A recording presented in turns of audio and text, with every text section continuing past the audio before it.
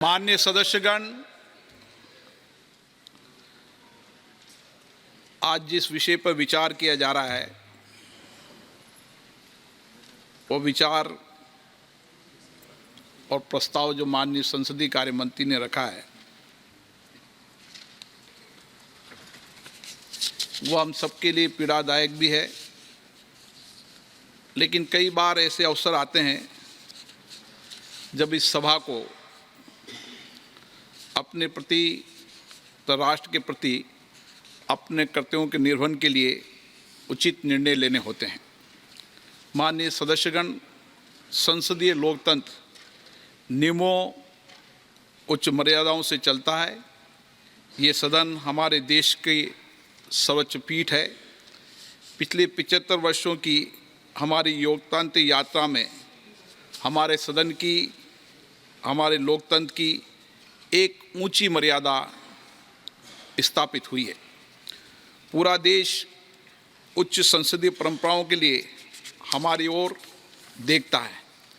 इन्हीं उच्च परंपराओं की बदौलत हमारे लोकतंत्र की पूरे विश्व में एक विशिष्ट पहचान है। माननीय सदस्यगण, पिछले 75 वर्षों की गौरवशाली यात्रा में हमारा लोकतंत्र निरंतर सशक्त और परिपक्व हुआ है। जनता के बीच हमारी विशिष्टता लगातार बढ़ी है। जनता ने हमें इसलिए चुनकर भेजा है कि हम सदन में बैठकर उनके विकास के लिए, उनकी कल्याण के लिए, उनकी आशाओं के लिए, उनकी आकांक्षाओं को इस सदन में बैठकर पूरा कर सकें।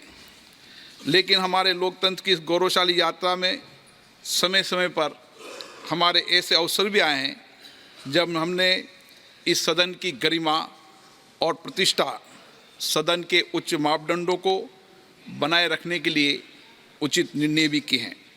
इस सदन के उच्च मर्यादा और लोकतांत्रिक मूल्य ऐसे मूल सिद्धांत है जिसमें किसी प्रकार का कोई समझौता नहीं किया जा सकता। ऐसे में हमारा दायित्व बनता है कि हम शुद्ध अंतःकरण से, ईमानदारी और कर्तव्यनिष्ठा से इन सिद्धांतों की रक्षा के लिए अपने दायित्वों का निर्वहन करें।